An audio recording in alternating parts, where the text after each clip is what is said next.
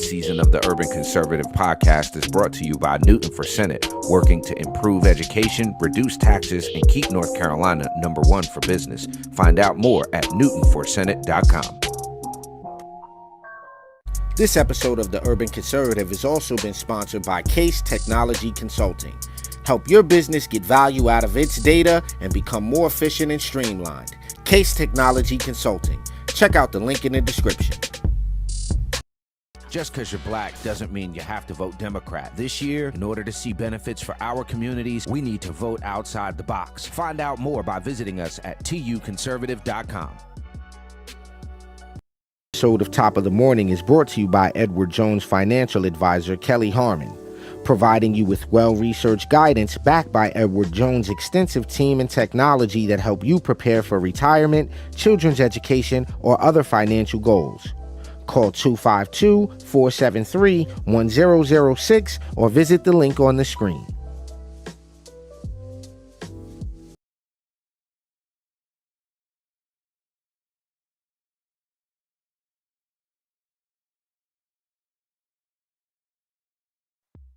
All right, ladies and gentlemen, you know what time it is. It's time for Top of the Morning. We were supposed to be here like a half hour ago, bro. Yep. But we wasn't. We here now. Top of the morning, ladies and gentlemen. Thank you for tuning in. You are here with the Urban Conservative. I'm Raheem Architect Soto, joined by my twin brother from the same mother, no other, Dual Ali. Top of the morning, sir. We off camera today because I'm having a bad hair day. I don't have that problem anymore. Yeah, you sure don't, cue ball. But that's not the point. Now you're not cue ball yet. You're not cue. You can still get a hairline, right? I still get a hairline, but it's peach fuzzy, bro. All right, listen. Fuzzy. How acceptable, right, on a scale of 1 to 10 is the man unit in your opinion? Like, you get up in your mid late 40s, the hairline start peeling back, it start falling back, right? At what point is it acceptable to go and do the Steve Harvey man unit? I'm saying it is for you. Never. For me personally, yeah. I'm not saying for other people. I'm saying for you personally. I personally will not do that. Why? Why not, sir? Because I feel like me should be me, son. Bald me. I mean, if that's your thing, if you want to go with that, go with that. I'm not mad at that, right? But for me personally, I just feel like that's not being authentically me, bro. You know what it is for me? It's a confidence thing, right? I mean, that's why I said if it works. No. When I say a confidence thing, right? I would not be confident in myself with that on.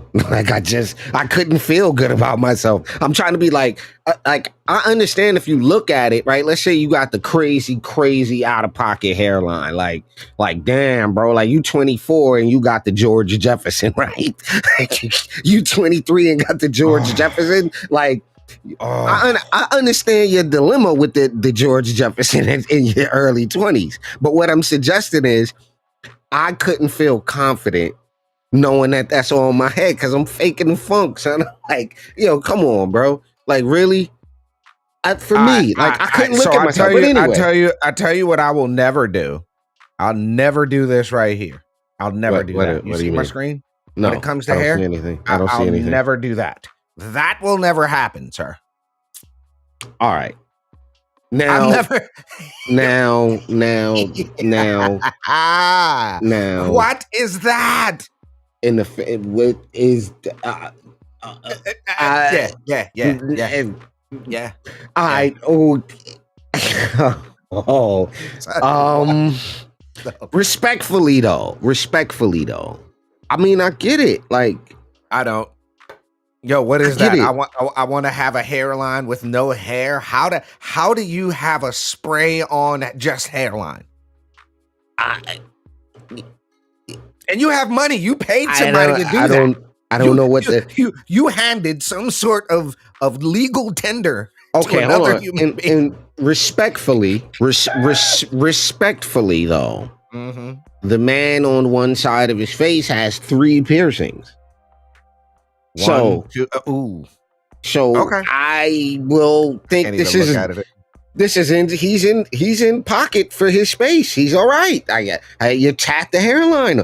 Why not? You got extra holes. I could only assume there's some other holes, some other places you got piercing. So I guess it's all right. But anyway, that has nothing to do with the subject of this video at all. Nothing. I'm sorry I took y'all on that ride about hairlines this morning. My bad. Ladies and gentlemen, if you haven't done so, get in the comment section. Let us know where you're watching from or listening from so we can give you a shout out. If you haven't done so already, tuconservative.com is the website. You can follow us on all social media. Today's question: why is Trump moving up with Black and Hispanic voters? Why? Get in the comments. Let us know what you think. Why is Black and Hispanic folks leaning more towards the GOP and towards Trump? Now, full transparency, bro. Full transparency. We're not talking about 40% Black support. We're not talking about 70% Black support. We're talking right around 10, 12%, which for Democrats is a nightmare. All right.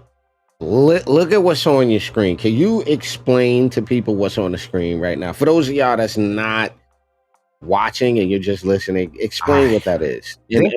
What we are looking at is a calculation of the president's approval rating, accounting for each poll's recency, sample size, methodology, and House effects. So basically what we're looking at are the people who are not happy with Joe Biden, in a nutshell. All right, go ahead. 56.1%, folks, disapprove of Joe Biden. His approval rating is at 38.8%. Now, here's one thing you've got to consider. Who are these 38.8%? Who are these people that approve of the job that Joe Biden is doing? That is before we talk about why we as Blacks and Hispanics are moving over, who are these people, bro, that think Joe Biden is doing a good job?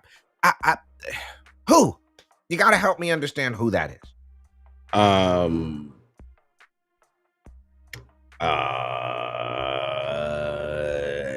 don't know. I'm at a loss because it's kind of hard to believe that. It's hard to believe, man. I don't know who that 38 would be. You have to be really, really, and you have to be mad at Trump. Like, you have to hate Trump's guts, right? Like, you have to really, really, at this point, because what can you say that Joe Biden's done that you support? So can we pull up some of the economy numbers? Because I know they just took a hit. They had the jobs report come out. Then they had to walk the job. Did y'all see that? They had to walk the jobs report back. It wasn't what they thought it was. Did you? Oh yeah, I guess y'all didn't see that. If you saw that, let us know. Let us know. Hold on. I had this other video too. Hold on. But yeah, here's a couple of things. U.S. mortgage refinance demand surges by nearly 20% after the holiday period. U.S. trade deficit narrows 2% to $63.2 billion. GDP may get a lift. U.S. consumer credit tops $5 trillion for the first time in November. The housing sentiment jumps as nearly a third of Americans believe mortgage rates will fall in the coming year. Here's the report I was looking for. The U.S. economy stumbles at year's end. That's the one I was looking for. Now, the ISM index falls to 7-month low of 50.3%. Okay. A barometer of business conditions at service-oriented companies fell in December to a 7-month low, suggesting a hiccup for the U.S. economy. The Institute for Supply Management survey dropped to 50.6% from 52.7% in the prior month. Numbers over 50% are viewed as positive for the economy. The index ranged between 50 and 55% throughout 2023.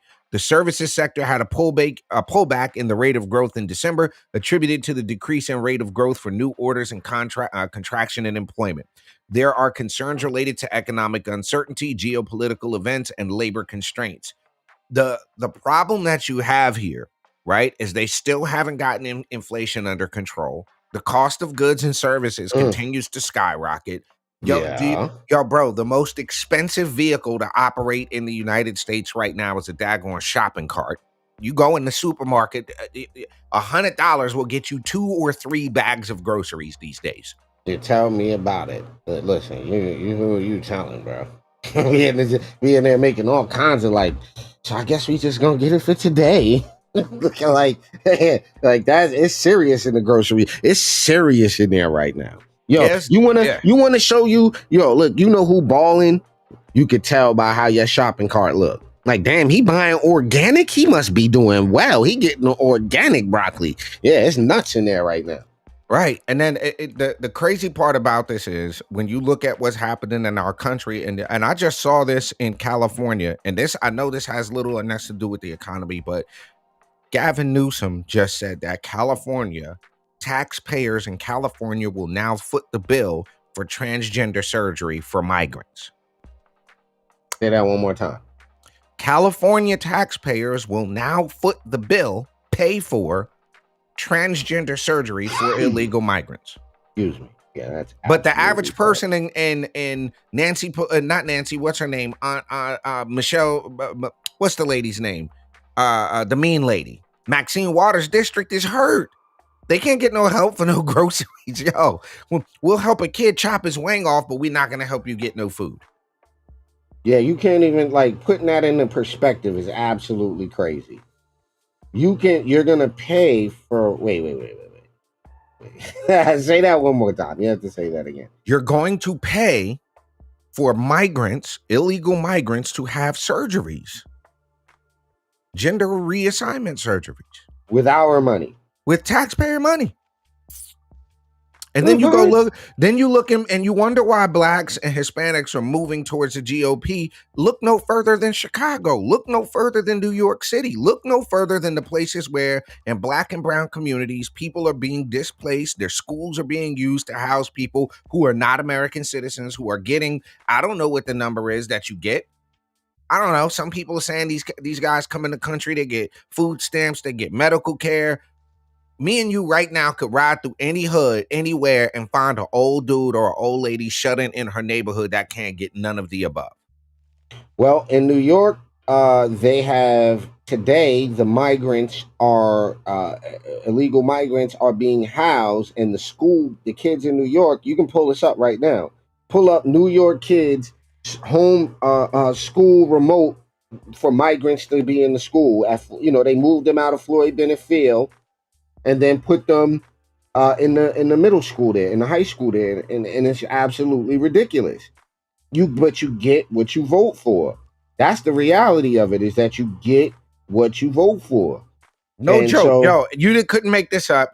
New York City students in remote learning due to 2,000 migrants sheltered in a school. New York City relocated nearly 2,000 migrants to a high school to ride out winter storms. Students are to attend classes online, frustrating parents and lawmakers. Migrants returned to Floyd Bennett Field shelter on Wednesday. This was as of January 10th. What's today, sir? Today's January 10th. So they're just going back to Floyd Bennett Field as of today. Now, the interesting thing with this is that I stayed at Floyd Bennett Field. I know what's out there at Floyd Bennett Field, which is absolutely nothing. There's nothing at Floyd Bennett Field. It's an old, like, I don't know if you could pull up a Google over the head thing for it. I can't find the video that I watched yesterday. I watched this video yesterday. This guy was talking to this lady about why she's a Biden supporter. And to answer your question, it was like she represented that 38% was my point. That was, I'm over here scrolling looking for it. I wasn't planning on playing it, but now I have to kind of find it, because that's who that 38% is. And basically the answer she gave was like this very blanket, his leadership and his ability to, bring people together. And, I just think he's qualified. He's been in government for a long time. And, on the other side, and then it's just Trump derangement syndrome from start to finish, Trump derangement. So I think the other part, right, that isn't talked about enough is the reason we see this shift is because of hip hop.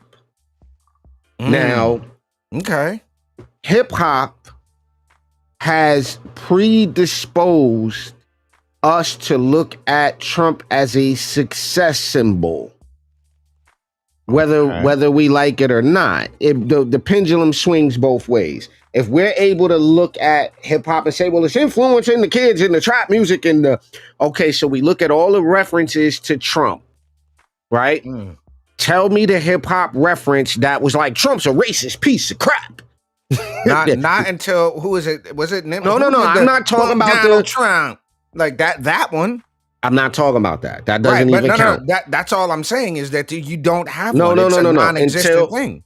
So now we have to remember that we looked at, we meaning us in the hip hop community, doesn't just mean black, but we're talking about why black people and Hispanics are okay. So we have this genetic imprint of Donald Trump on our psyche from hearing him in 1,000 rap songs, right? Right. Rolling like Trump, you get your meat lump. For real, like, so you hear all these things, and now what you have is a generation of people who appear to be coming into some type of money, right? And if you were successful before Trump, life was one way. If you were successful before Trump and became successful even more during Trump, that Trump administration, and now are not as successful and not as financially in a not as financially advantageous position because of inflation, all of the things we spoke about. Now you have a group of black Latino celebrities that are, and what's crazy is I had the picture pulled up. Donald Trump and Lil Wayne. There you go. Here you go. So yeah, there you go. So the idea is now you have this group of people who are aware of what's fiscally advantageous for them, if you will, right? They know, like, all right, this was working for my money, right? So the thing is with this, right? You got, and this is a Newsweek article here. The black, they have it listed as what is this? When the meet the black artists flocking to Donald Trump, right? And this is a Newsweek article. Newsweek is a little left-leaning, so this is not us saying it. You got a Newsweek article. Lil Wayne, as you just seen with Trump, the baby, Kodak Black. Now, how many of y'all know what he did for Kodak Black? How many people know what Trump did for Kodak Black? Do you know what he did for him? I don't even know what Trump did for Kodak Black. Bro. You don't know what Trump did for Kodak Black? Okay. No, what he do for Kodak Black? Like, talk too much about that shit. Nah, I gotta ask. Yeah, like, DT Donald Trump? Yeah, fuck that, but we ain't gotta talk too much about that shit. Nah, I gotta ask. Yeah, like, that's fire. I fuck about that. You got bars, nigga. That's hard. That's legendary. Like, how did that happen? I'm mafioso, bro. I can't act like I understand anything he said. I ain't gonna act like I understand one damn word of what he just said. Did you understand anything he just said, sir? I do. Okay, what did he just say? To play it again, and I'll break it down for you. Yeah, I didn't get any of that. Let me play it again.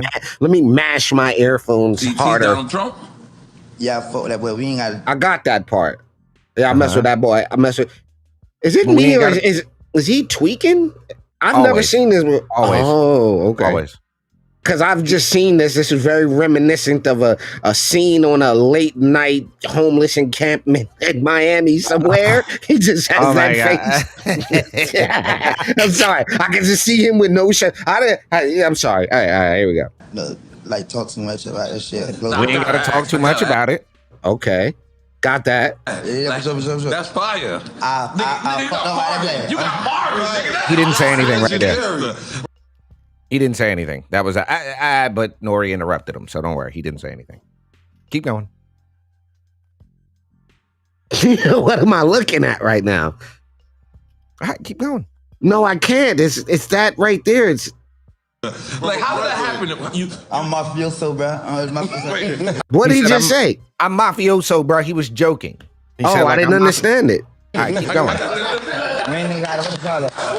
It said, I changed my life tonight if Donald Trump reduced my sentence. He not only reduced your sentence, he pardoned you. All that good shit. That's hard. That's hard. But wait a minute. Hold on. So let's back this up real quick. Back up, Terry. Back up, Back up. Terry. This guy right here is not the poster child for a political savant. He's not the poster child for the most politically. Neither one of the two people on your screen, Lil Wayne nor fairness. Kodak Black, Being fair, just being fair, are the poster children for political engagement of any sort. Okay.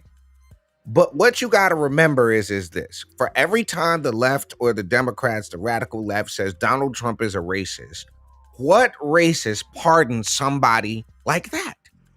And no disrespect to Kodak Black, the guy talks like he's still in slavery. He talks like he's never escaped. Did he get arrested for some cocaine or something?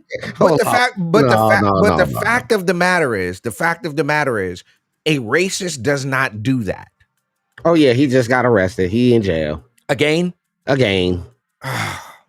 So you got the presidential pardon for whatever reason, and you do it again. This cocaine is like Rick James says, is a hell of a drug, man. Whatever. This tells me, bro. But what this puts us in a position, and what this does, you blew the pardon.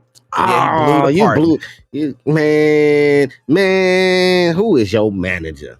Yeah, but that puts us. Yeah, but we're talking about a generation of people who are. These people are by and large nihilistic, bro. They don't see life as a positive thing. These are. If you listen to any of this guy's music, it is not chipper stuff, bro. Like chipper. He hit him with the chipper. It's not like you don't listen to Kodak Black and feel better. Like you don't. Oh shit. Let's be honest. So what I'm saying, I don't know a Kodak Black song for the record. I know no disrespect.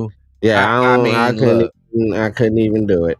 So apparently, right? Apparently what we got here, hold on, let me shrink this back down. All right. So what we got here is who is this? His album, his 2023 album name is When I Was Dead. Wait. So rapper Sexy Red was among the most recent to publicly pledge her allegiance to Trump? Yeah, we covered that before. Wait. But how do you make that headline from that? She didn't publicly pledge her allegiance to Trump. That's not what she said. She said, I rock with him. Boy, that's what she said. That's what she said. He was getting money under Trump. Yeah, but listen to what I'm saying. That's not what she said. At first, I don't think people was fucking with him. Like, they thought he was racist, saying little and against women. But once he started getting black people out of jail and giving him their free money, oh, baby, we love Trump. We need him back in office. Yeah, I wouldn't call that pledging my allegiance. I mean... these people are insane. Right, but that is the reality of it. But then let's look at something else. Let's switch gears here for one. Hold on. Benny Johnson, Lil Pump. We want Trump chant at Ole Miss. We don't need that. Not right. Yeah, we ain't got to do that because we ain't got to do that. But let's switch this up real quick, bro. Because we had 23 minutes, ladies and gentlemen. You're checking out Top of the Morning here on the Urban Conservative. We're talking about why Black and Hispanic voters are going towards the GOP and towards Donald Trump in this 2024 election. What is costing Biden the black vote right now? And I'll tell you what a big part of that has to do with it. It has to do with the fact that people ain't got no daggone money. It's a big part of the problem. The economy is terrible. Yeah, that don't help your cause. And interestingly enough, the idea of forming these reparation committees and all of these different things is a last ditch attempt. So New York, I want y'all to be very clear about this. New York and any of the other cities that are forming these groups on reparations and all of these different things, I want y'all to be aware this is 100% a ploy to play on your emotions, to get you to revisit the whole idea of victimhood as it relates to slavery, and the reason that the number of black people who are in whatever condition they're in is because it's a legacy of the unfair, whatever it is, of slavery. So the old race hustle is back in effect, New York.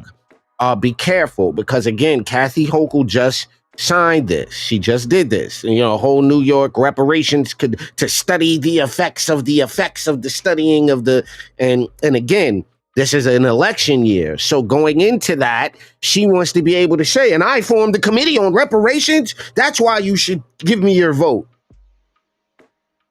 Y'all got to be smart enough to see this coming. So you know what I think the best form of reparations is, bro? You know what I think the best form of that is? Leaving people alone. How about we just leave people alone? Let's just do that, ladies and gentlemen. Just let Americans succeed. Make sure the playing field is level for everybody and let them succeed. But ladies and gentlemen, you have been checking out Top of the Morning here on the Urban Conservative.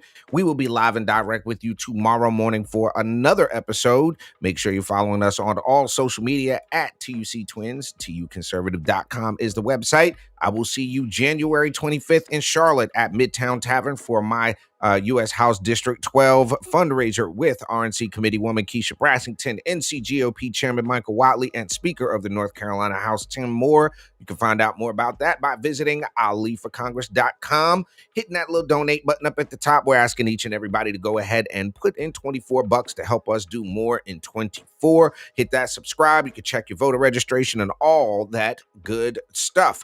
For my twin brother, Raheem Architect Soto, I am Abdul Ali. This has been Top of the Morning. Y'all have a positive and productive day. Yep.